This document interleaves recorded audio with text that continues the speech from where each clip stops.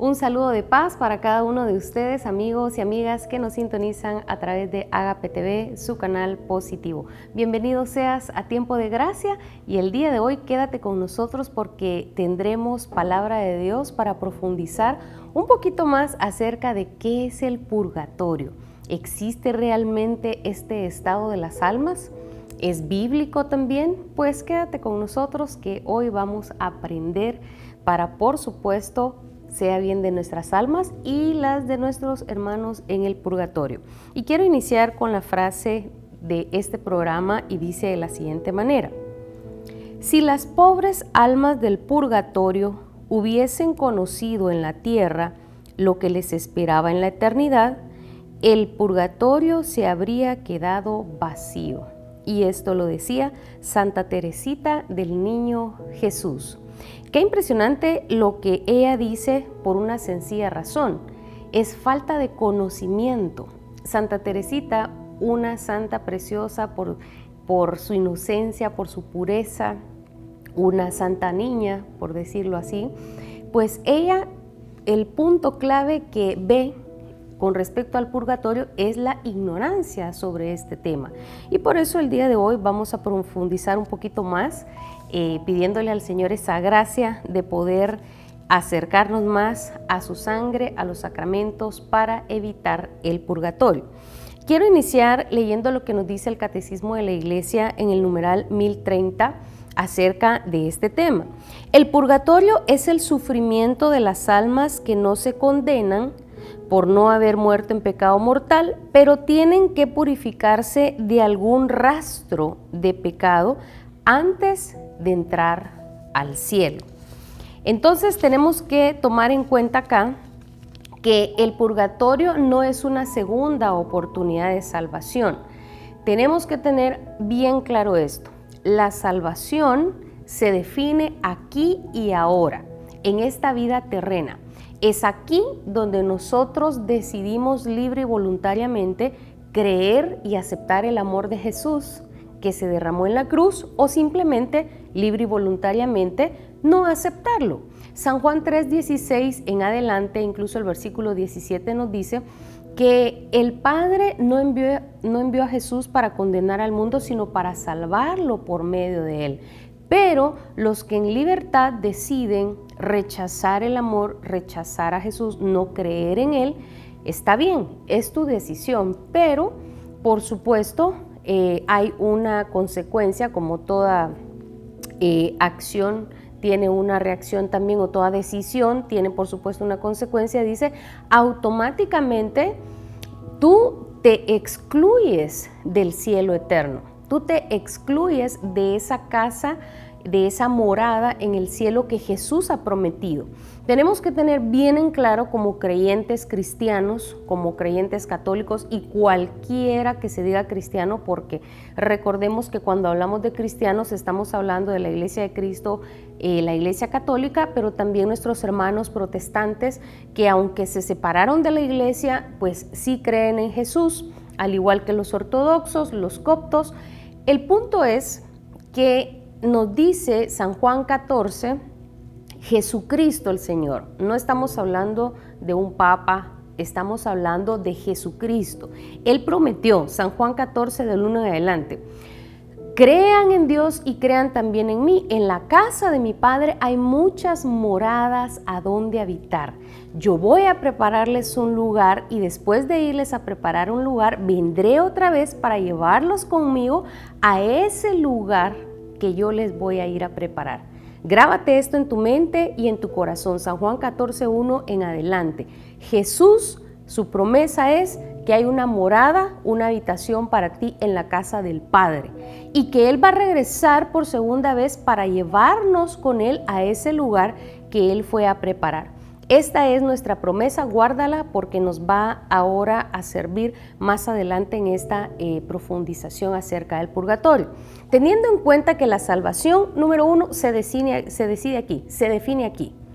Eso es innegable. Aquí en vida decidimos aceptar o no creer a Jesús, por eso la imperante necesidad de predicar el amor de Jesús y de que tú aceptes a Jesús, lo recibas en tu corazón. Se decide aquí. Y número dos, tenemos la promesa que Jesús ha dicho que hay un lugar, una morada para ti, para mí, si aceptamos a Jesús como nuestro Señor y Salvador. Teniendo esto claro, ahora vayamos a lo que acabamos de leer del Catecismo. Nos dice que el purgatorio no es una segunda oportunidad de salvación, sino que es para los que murieron creyendo en Cristo, pero no alcanzaron ese nivel de santidad y de perfección y de gracia necesarias para entrar al cielo. Porque dice Hebreos 12 que sin santidad nadie verá a Dios. Y es claro, sin santidad nadie verá a Dios. Pero te hago una pregunta, ¿crees tú que tienes el nivel de santidad, de pureza que se exige en el cielo para entrar directamente a la visión beatífica de Dios? ¿Crees tú que eres, podríamos decirlo así, una persona perfectamente santa para entrar directamente a la presencia de Dios? Yo creo que todos nosotros con temblor y temor diríamos que no tenemos ese nivel de gracia y de santidad muriendo en este momento para entrar directamente a la gloria de Dios y estar en paz. Y esto es el purgatorio.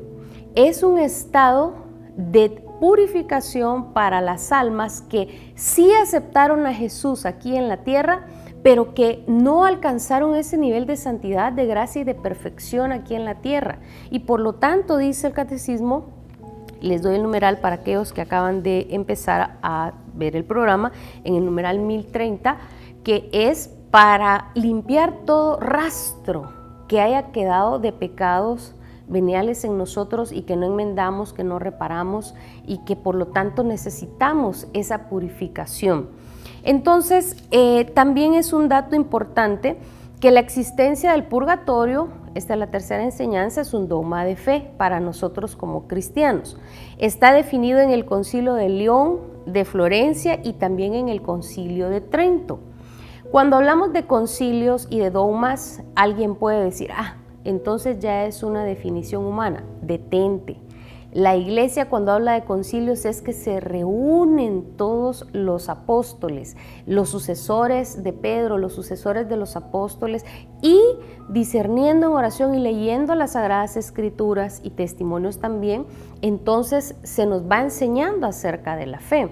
Y entonces en estos tres concilios se ha llegado a esa verdad que existe un estado de purificación para los que murieron creyendo en Cristo, pero que no están en ese nivel de santidad, antes de estar ya en paz viendo la presencia de Dios. Como católicos, a nosotros le definimos como la visión beatífica de la presencia de Dios. Ahora, teniendo en cuenta esto, ahora podemos pasar a las Sagradas Escrituras. ¿En qué citas bíblicas se basó la Iglesia para este dogma de fe y decir sí, existe una purificación especial, no para todos, porque los que mueren totalmente en gracia directamente están en esa visión beatífica de Dios? Pero ¿de qué citas bíblicas? Bueno, vamos a empezar por varias de ellas. La primera la vamos a tomar del Antiguo Testamento en la segunda carta, en el segundo libro de Macabeos, capítulo número 12 y versículo 43 en adelante. Acá se nos habla, si tú lees desde el versículo 38, por supuesto en tu Biblia católica, estamos hablando segundo libro de Macabeos, capítulo 12, versículo 38 en adelante, se nos dice el sacrificio por los muertos. Recordemos que antes de que Israel tuviera reyes, tuvieron caudillos, tuvieron líderes, profetas que dirigían al pueblo. Y los macabeos eran caudillos de ese entonces, que libraban batallas para los territorios, ganar los territorios, defender al pueblo. Entonces nos dice así la siguiente cita bíblica. Después recogió unas 2000 monedas, Judas Macabeo, 2000 monedas de plata y las envió a Jerusalén para que se ofreciera un sacrificio por el pecado. Hizo una acción noble y justa con miras a la resurrección. Si él no hubiera creído en la resurrección de los soldados muertos, hubiera sido innecesario e inútil orar por ellos. Pero como tenía en cuenta a los que morían piadosamente, los aguardaba una gran recompensa. Su intención era santa y piadosa. Por eso hizo ofrecer ese sacrificio por los muertos para que Dios les perdonara sus pecados. Palabra de Dios, te alabamos, Señor. Este caudillo dice que después de esta batalla que tuvieron, recogió dinero para llevarlo al templo y que los sacerdotes ofrecieran sacrificios y oraciones por todos los soldados fallecidos ahí en batalla. La creencia de la resurrección no es solo de nosotros. Recuerden que todos los judíos también creen en la resurrección. Habían dos partidos, los saduceos no mucho creían que los muertos resucitaban, pero de que sí ellos tenían esa creencia y esa fe, sí la tenían. Y por lo tanto vemos aquí en las Sagradas Escrituras que está registrado que es de Judas Macabeo, este caudillo, recogió dinero y lo envió para orar por los muertos. Al dinero ofrecido en la iglesia por las almas difuntas se les llaman sufragios. Guárdalo en tu mente y en tu corazón una vez más. El dinero que se ofrece en la iglesia específicamente por las almas de los difuntos se llaman sufragios por las almas de ellos y se ofrecen a Dios específicamente de esto. Ahora vayamos a las Sagradas Escrituras en el Nuevo Testamento, en donde nosotros podemos encontrar una luz al respecto. Bueno, quiero que ahora vayamos a la primera carta de los Corintios, en el capítulo número 15. Aquí San Pablo nos narra una costumbre muy particular por los que estaban ya difuntos y presta muchísima atención. San Pablo está dando una enseñanza acerca de la resurrección de los muertos y tú puedes leer desde el versículo 2 en adelante que San Pablo empieza a explicar esto a los corintios, ¿verdad? Porque algunos dudaban de la resurrección.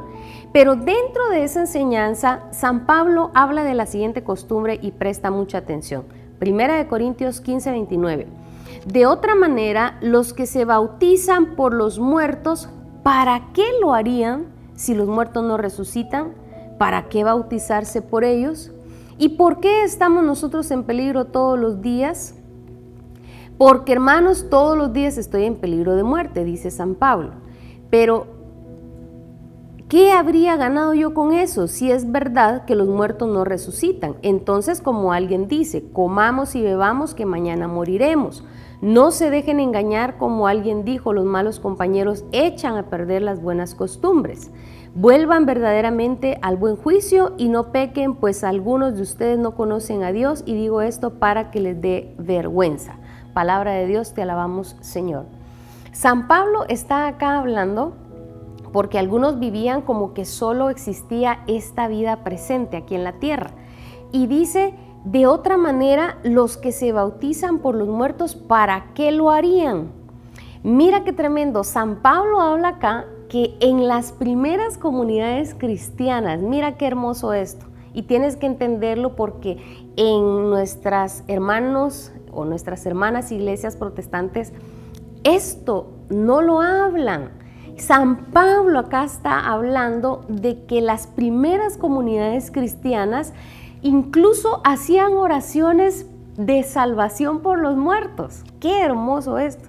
San Pablo habla que habían ocasiones en las que las personas se convertían, aceptaban a Jesús, se bautizaban, pero se preocupaban por sus familiares que ya habían muerto. Y San Pablo dice que también había un rito, una costumbre también de bautizarse en nombre de los familiares que ya se habían muerto y orar por ellos. ¡Qué hermoso! ¡Qué hermoso! No es algo que nosotros hemos inventado como católicos. San Pablo nos dice acá que ya tenían esta práctica desde las primeras comunidades cristianas, oraban por sus muertos. Pero continuemos un poco más. En la primera carta a los Corintios, capítulo 3, versículo 10, San Pablo, este gran apóstol, por supuesto, nos habla también de una verdad espiritual que es la que tiene congruencia con el estado de purgatorio o el estado de purgación. Primera de Corintios, capítulo número 3, versículo 10 en adelante, dice la palabra: Yo fui el maestro albañil al cual Dios en su bondad encargó poner los fundamentos y otro está construyendo sobre ellos.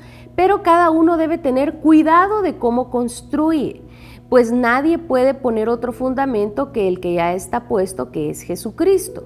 Sobre este fundamento uno puede construir con oro, uno puede construir con plata y piedras preciosas o con madera, paja y cañas.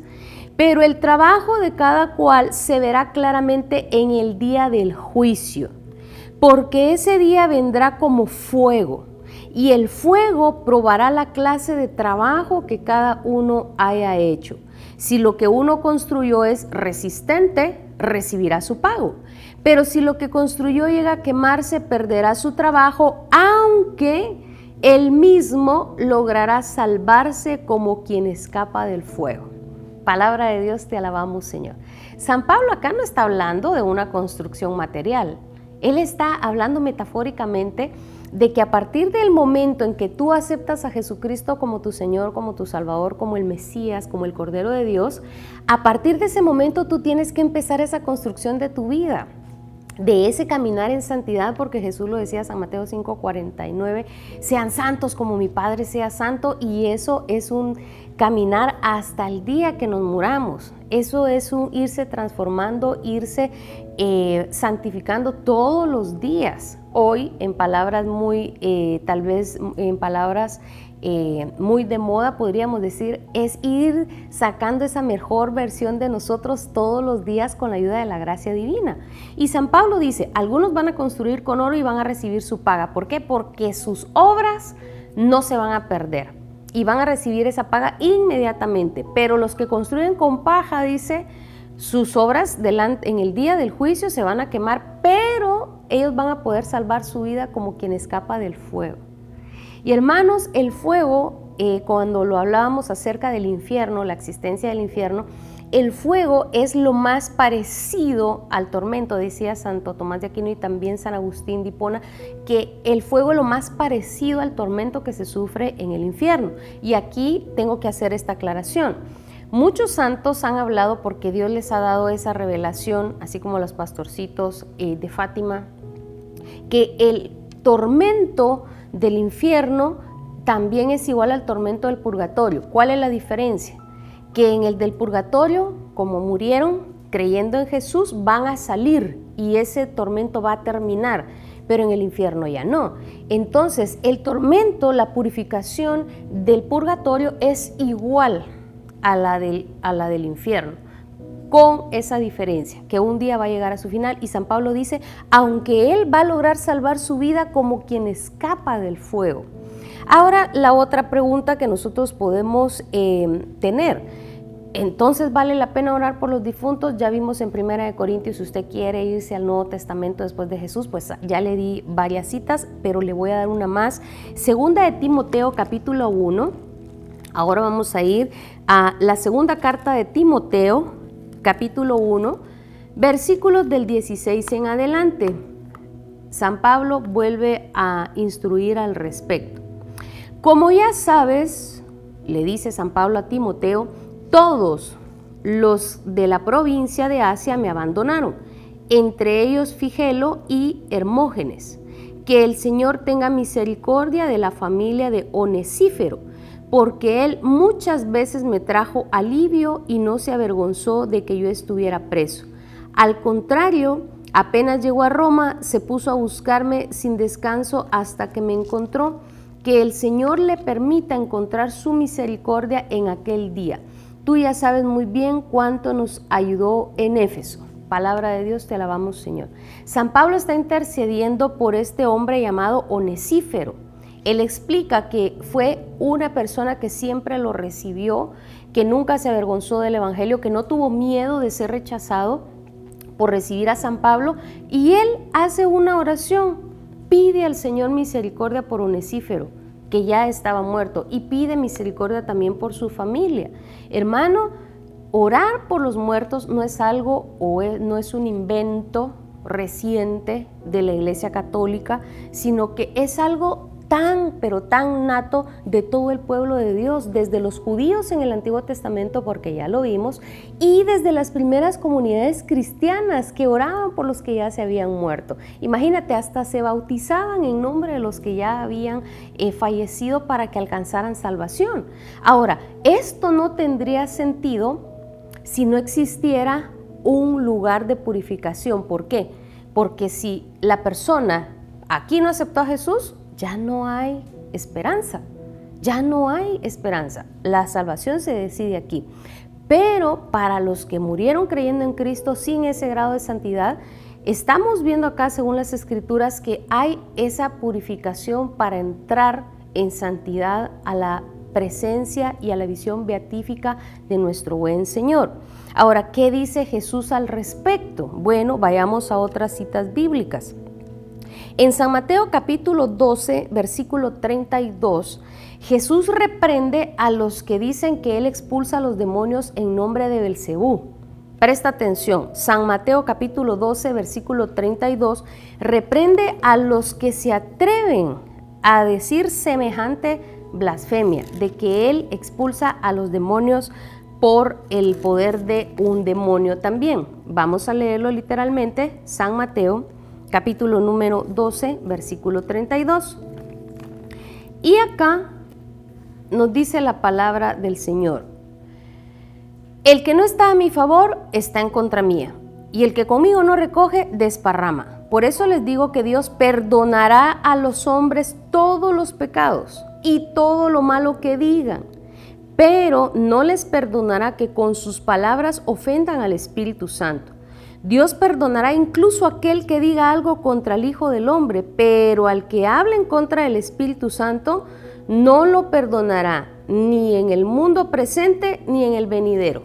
Palabra del Señor, gloria y honor a ti, Señor Jesús. ¿Cómo es eso que no se va a perdonar ni aquí en este mundo ni en el venidero? ¿De qué está hablando Jesús? Si se supone que en cuanto morimos recibimos el infierno o el cielo. Pues no, Jesús aquí está hablando que incluso dice en el mundo venidero. Está hablando de un perdón, de una purificación de faltas. No está hablando de la condenación del infierno ni del cielo. Escucha y presta atención. Jesús acá está hablando que hay faltas que incluso van a ser purificadas, van a ser perdonadas y van a ser purificadas. No estamos hablando de la salvación, está hablando del perdón de faltas, dice, en el mundo venidero. Entonces tenemos toda la razón.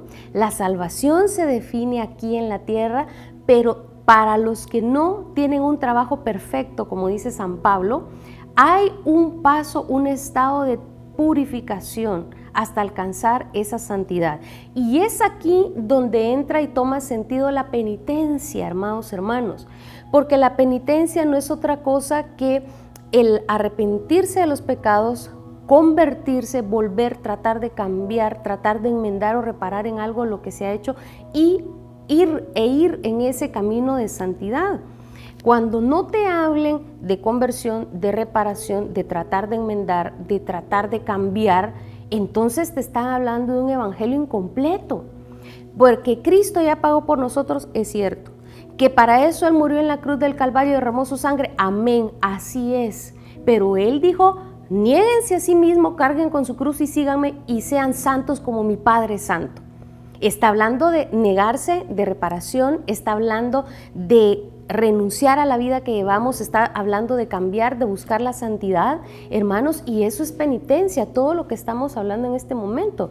¿Para qué? Para evitar, y más que para evitar, como, bueno, Santa Teresita lo decía, para evitar pasar por esa purificación antes de estar en la presencia del Señor, ¿sí? Antes de estar ahí, para todo sufrimiento, nosotros ofrecérselo al Señor para poder morir en gracia. Ahora aquí vamos con lo siguiente. Y le pido al Espíritu Santo que te lo revele y también me dé la gracia a mí de poderlo explicar. Acá alguien me puede salir a mí diciendo: pero mire, el ladrón Jesús le dijo: hoy mismo estarás conmigo en el paraíso. Entonces no existe el purgatorio. Ahora le voy a decir algo importante para los que tienen su Biblia a la mano. San Lucas 23, del versículo 42 en adelante, encontramos este pasaje donde Jesús se encuentra con este ladrón. Algunos le dicen ladrón bueno, no existe ladrón bueno, ladrón, es el ladrón que se convirtió. San Lucas 23 en adelante, del versículo número, voy a leer desde el 15, desde el 35. La gente estaba allí mirando y hasta las autoridades se burlaban de él diciendo: salvó a otros, que se salve a sí mismo ahora. Y si de veras es el Mesías de Dios y su escogido, que lo haga. Los soldados también se burlaban de Jesús, se acercaban y le daban a beber vinagre agrio, diciéndole: si tú eres el rey de los judíos, sálvate a ti mismo. Y había un letrero sobre su cabeza que decía: este es el rey de los judíos. Uno de los criminales que estaba colgado lo insultaba. Presta atención: si tú eres el Mesías, sálvate a ti mismo y sálvanos también a nosotros. Este hombre no estaba pidiendo perdón.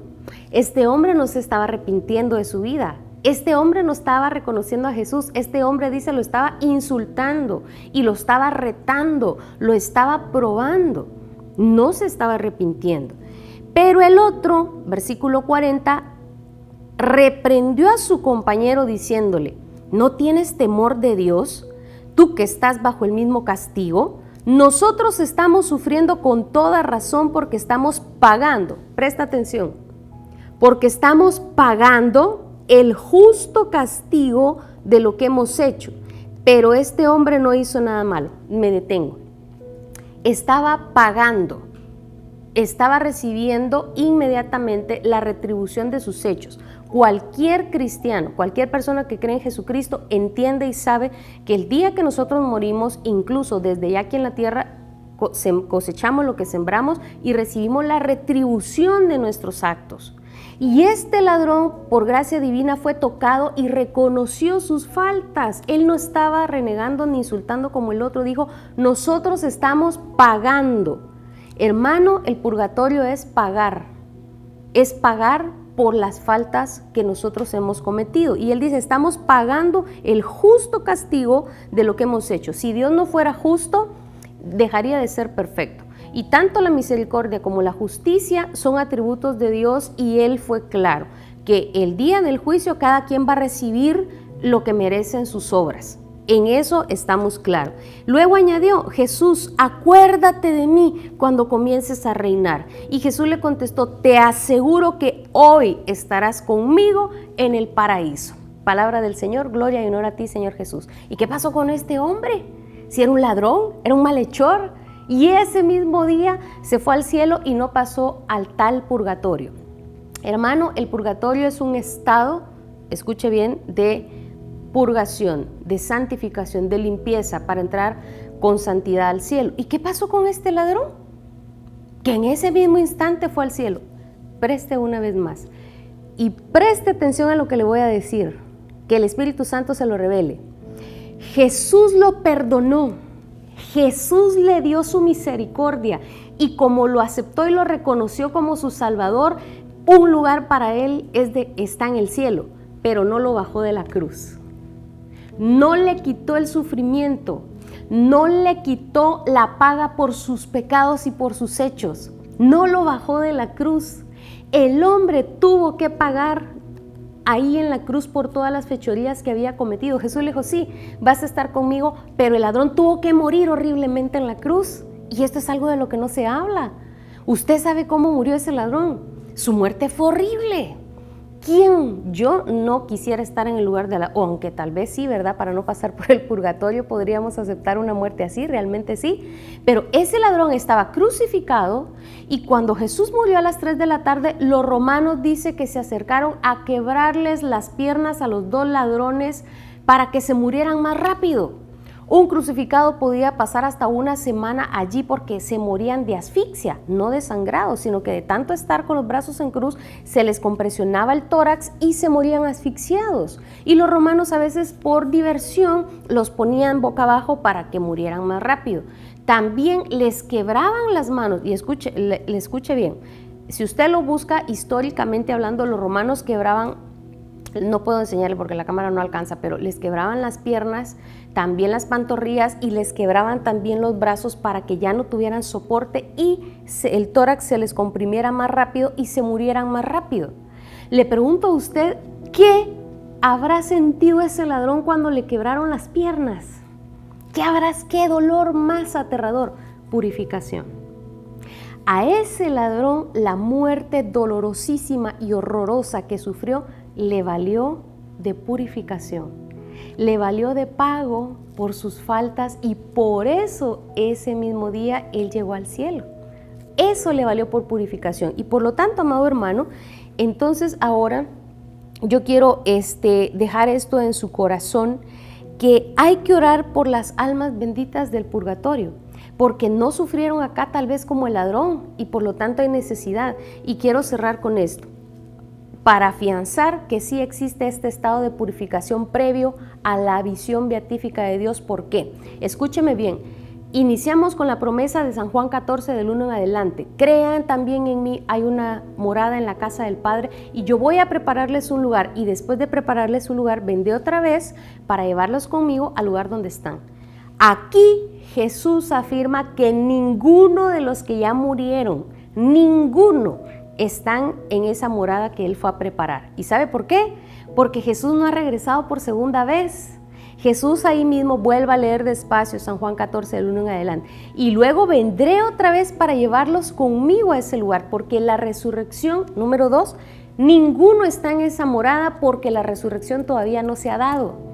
La resurrección será hasta el juicio final, hasta que este mundo se acabe y Jesús venga como justo juez a poner fin a este mundo y vamos a resucitar. Esto quiere decir que el cuerpo se nos va a ser devuelto para ir en cuerpo y alma a esa morada que Jesús prometió. Así que, hermano, ¿qué pasa con los que ya se murieron? ¿Dónde están? Si la resurrección todavía no ha sido, ¿dónde están todos los que ya se murieron si todavía no ha venido Jesucristo por segunda vez ni han resucitado? Están en un estado de espera. Están en un estado de espera, y los que murieron en gracia y santidad, la iglesia nos enseña, ya están disfrutando de esa visión beatífica de Dios en paz, disfrutando su gloria, esperando el juicio final, que se les sea devuelto su cuerpo para en cuerpo y alma ir a ese lugar, porque nadie se va a adelantar. Pero ¿dónde están los condenados? Ya están sufriendo también, esperando el juicio final, para que en el juicio final se les sea devuelto su cuerpo y con cuerpo y alma ir al infierno.